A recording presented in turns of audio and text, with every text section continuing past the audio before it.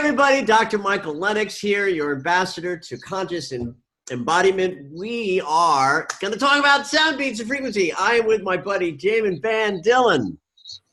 Hey, hey. You go by Jay? I have been called by Jay, yeah. Because your name is Jamin. Correct. I love that. Which is funny, too, because when you look at it in spelling, it looks like Jamin. Right. Like I'm jamming out to. So anyway, we've done this before, but just in case people out there in my world don't know Jamin, he is my go-to guy for beats and sound and frequency.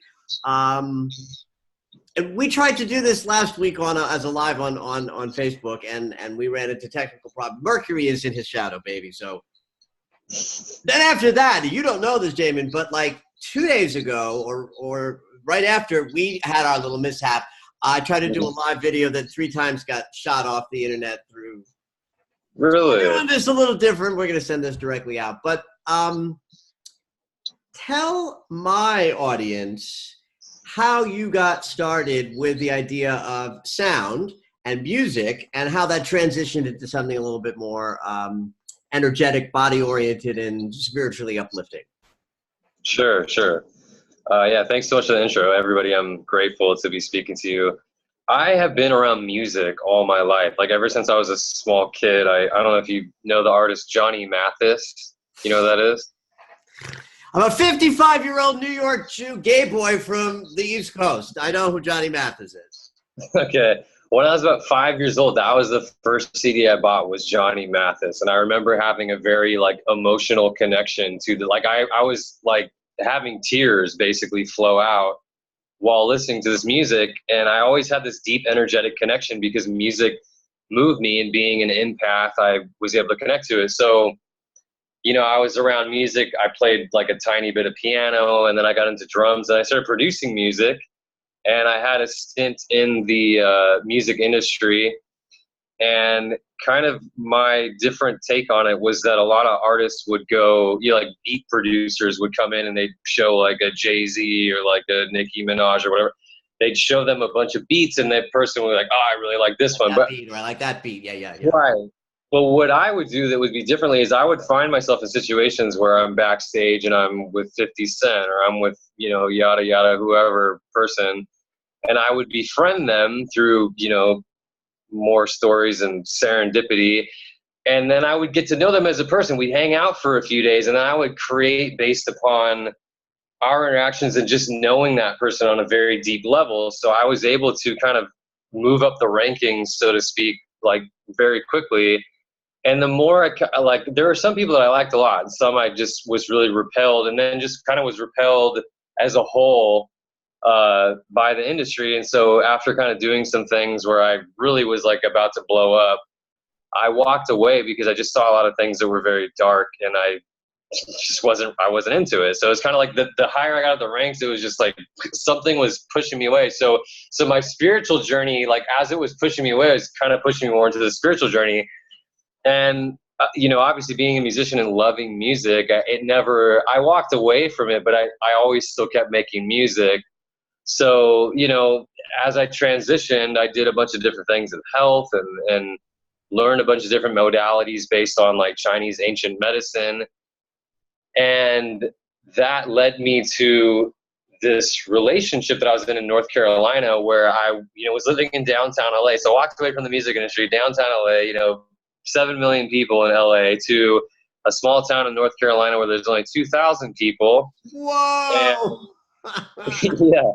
And so I was right in the woods, and I lived right by a river, and I walked down to the river and I would meditate on a daily. And this is when like my spiritual practice was really heavy, because I was going through a lot of trauma in this relationship and this breakup. So it was like these meditations was like my healing grace. But when I was doing that, I started getting these mega downloads where, it was like start playing around with music that will heal people. And I was like, I'm used to making like hip hop and R&B and rock, and I was like, this is weird. So anyway, so that led me to really diving deep into like binaural beats and like what actual frequencies do. So I did this radical immersion of studying different people in those fields, and then just taking my knowledge of being a music producer, like from like a mainstream level into the healing side.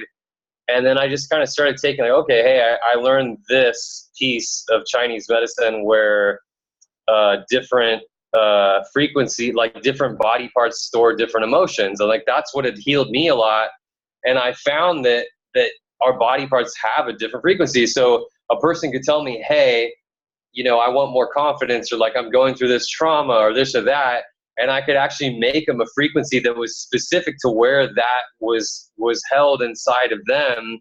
So not only could they then listen to something that would get them into a deeper meditative brainwave state, but then the other benefit that I added to it was adding in this ancient Chinese knowledge to help them relieve whatever was going on emotionally. So that's kind of was like my into it and how I got into this, kind of the rough and dirty version of the story. Well, first of all, I love this story, and I think my favorite part of the story is that there was a breakdown, a dark night of the soul, some stillness in the confusion, and outcomes or incomes, however you want to sort of perceive it, the guidance, the wisdom, the direction, the true calling. So off in the woods of North Carolina, you get the download of, oh, I can combine this and the desire to heal and be a healing presence.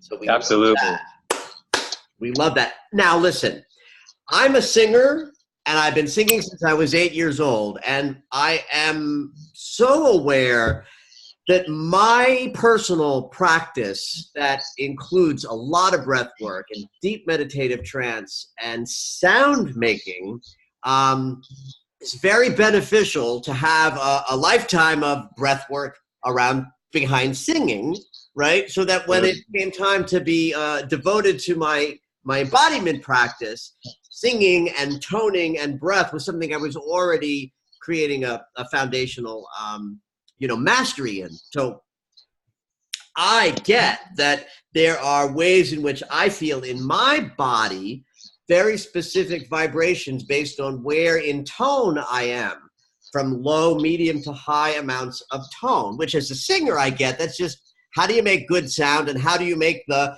bottom of the voice and the middle of the voice and the top of the voice sound as uniform as possible. Well, that's singing. That's not meditating. You've tapped into something that I think is so outrageous and powerful. Is the power of that same principle of low, medium, high in the body, in places where sound can loosen or move stuff up. Can you talk a little bit about that idea of pitch and frequency, and how certain tones and their relative place from low, medium to high relate to vibration in the body? I hope I've asked the question accurately enough. Did you get the question? Was I clear? Yeah, I think it's a fantastic. A little bit about that, because I'm really curious about how the correlation works. Yeah, I think it's a fantastic thing, and this is something that, you know, if you're watching right now, you might want to write this down, because this is some cool information that I'll give to you. You know, when you speak when it's relative to the body, everyone's familiar with, you know, the root chakra, sacral, and all the other bits and pieces associated with that. On the keys, you know, you have the seven white keys, and you have the 5 black keys. So you have 12, right? So each key is allocated to a chakra. So the C is actually the root, and then, you know, you have a C sharp is in the middle of which is then the D, which is the sacral, and then the E is solar plexus, the heart is an F, and the throat is G, third eye is A, and then B is your crown. Okay, you're killing me here. One of the things that we learn early on in chakra meditation is the correlation of the 7 energy centers in the body, the chakras, and the 7 colors of light spectrum from red to violet, which if you took physics and you learned Roy G. Biv, red, orange, yellow, green, blue, indigo, violet, then you know the correlation between the color spectrum and the chakra spectrum. And now you're telling me that if I start with C, C, D, E, F, G, A, B, C, the octave of music, it's the same thing. C, root chakra, B, sacral chakra, D, E, solar plexus chakra, F, heart chakra, G, throat, throat chakra, A, third eye, and B, crown. Third eye, B, crown chakra. Woo! Do write that down, kids. I'm telling you, put the video on pause, go get the paper, and write all of the chakras, then the colors, and then the notes, and now you're cooking with gas. So how might that translate? Well, how might all of this translate into what happens when somebody reaches out to you for this specific sort of a product that we've been sort of hawking here, which is your a dedicated and bespoke. Oh, isn't that one of those words we're not supposed to use? Bespoke. Everyone's using bespoke, but it is. It's originally made for the person in question. It is unique to the individual who seeks you out, says, "Hey, I'm working on this. What do you got to tell me?" Tell us about that process, but include how the practical piece works for you. How do you consider the different sounds, frequencies, and stuff like that? Right. So yeah. So basically, like, you know, not going into just kind of giving one example. For instance, the root, the C note is typically around self-power issues and the ability to self-direct around in a jeopardy situation. So if you're kind of stuck, you're ungrounded, you're usually, you know, having trouble making decisions. So having that in mind, when people come to me and they place an order, they get to list several different things. And what I do is I can, you know, depending on whatever it is that they're going through, I then relate that to whatever key or whatever note it is. And then the step further is I know what frequency it is inside the different body part, because that's where all our stuff is held. So if you tell me a specific of like, hey, you know, like I'm not feeling confidence, or like, I just got to have a breakup and I'm feeling abandonment, for instance, like I can track that down to the specific body part. And then, so not only are you can use them as kind of like a twofer where you have them on your head and it's creating a binaural effect where it's creating a third tone, which gets you into a really deep meditative state a lot quicker than them on your head is earphones. Correct. Yeah. Yeah, absolutely. Yeah. And you could do them. You could play with them either way, but then having that other tone, it vibrates through your whole body. So, you know, when you're going through a situation, it helps the person move through things faster. So, and sometimes it's on sometimes the people that are more in tune with themselves and energy, they can feel it really quickly. Where some people are like, they're like, yeah, I didn't really feel anything, but like all of a sudden that problem that I had that I told you about, like it's like fixed now. I'm like, freaking A, cool, you know? So it's like, just also so that we're clear, what is this thing that you're talking about that a person gets that they're listening to? What is it? Great. So yeah, that's a great question. What they get specifically is they'll go onto the website. We'll provide the link below, and it's called Beats Alchemy. So they're customized beats, and they're going to get 3 different beats, and they're 22 minute and 22 second long tracks, and they're going to be based on 3 of the things that they choose. And then what I do as a bonus is I then take that frequency and I combine it with the frequencies that I've recorded in ancient Greece and Egypt. So they get a pure raw frequency tone, and then they get the same tone added with like me oming in the Snefru pyramid in Egypt. So they just get these amazing frequencies that I've spent, you know, years now collecting and figuring out this formula to help them, you know, get into deeper meditations and go through whatever they're going through. So it's a guided meditation-like tool. Correct. Yeah, there's no speaking on it, but it is. Yeah, it's a pure raw frequency to whatever it is that they have going on. And then also it doesn't necessarily have to be geared toward a problem. It could be like, I want more of this. So it's like, cool. All right, I'm going to give you the frequency that's going to help you gain more of that, essentially.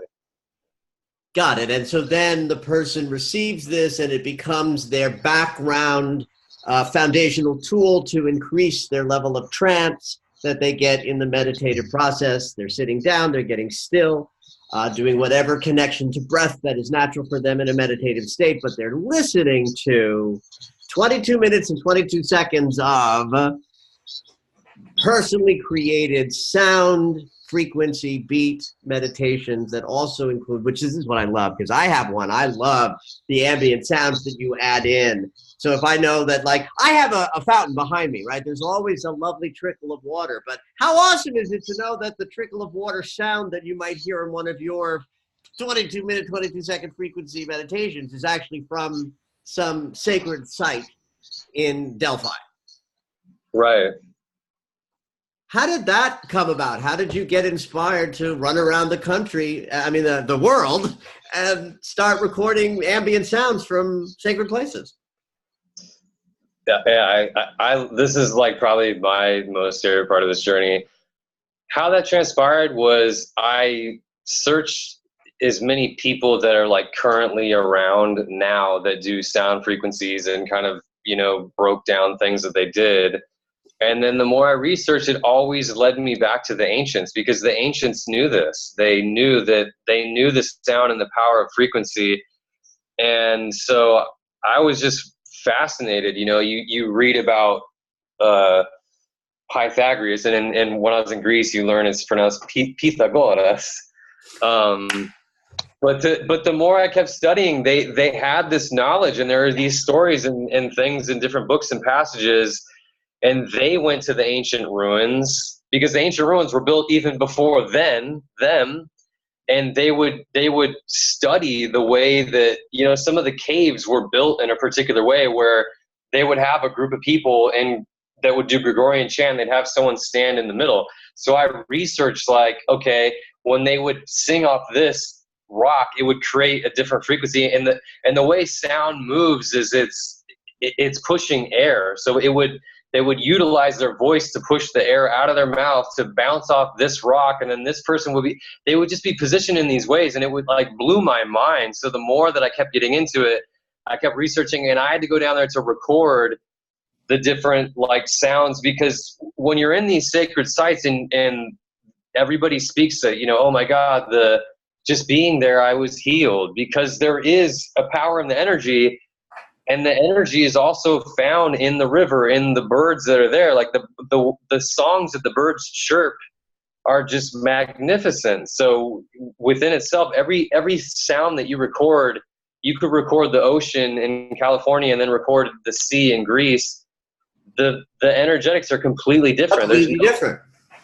Yeah, so that's what just blew me away, and I had to experience it myself. So I would just go down there and I would work with the sounds that did the most for me, and I would test them on other people and did all sorts of different research and just handpicked the ones that were most magnificent. Well, and it is amazing how much impact adding sound and frequency can have to the body's ability to reach trance states.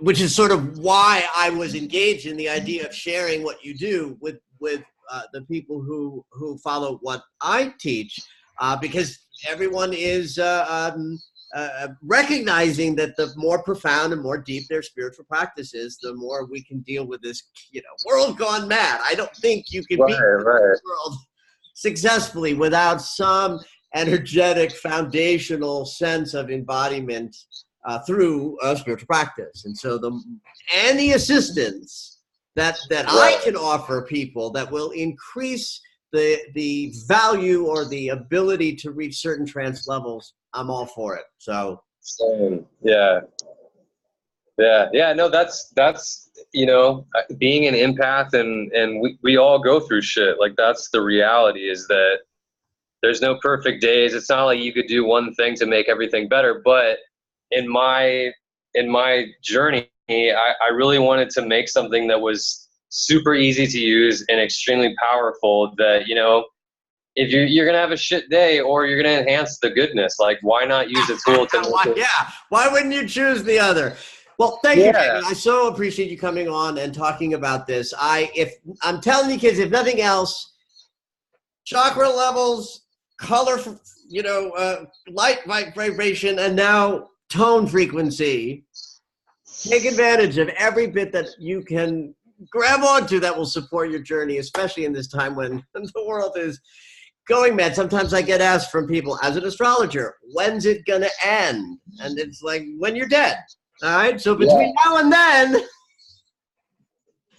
the stronger your spiritual practice is, the more comfort you will have in dealing with the world go mad. Thank you, Jamin. I so appreciate you coming by. Where can people find you? They'll go to my website. It's called Beats Alchemy. And if they click on the product tab, they can click on Beats Alchemy, and then they can purchase the customized tracks. It's only $108, and I'm gonna gift everybody a bonus meditation. So they're gonna get 6 tracks, six tracks plus a bonus river meditation that I made. So I'm excited to hook them up. There'll be information in the email from this as well. How about it, everybody? Thanks for joining us.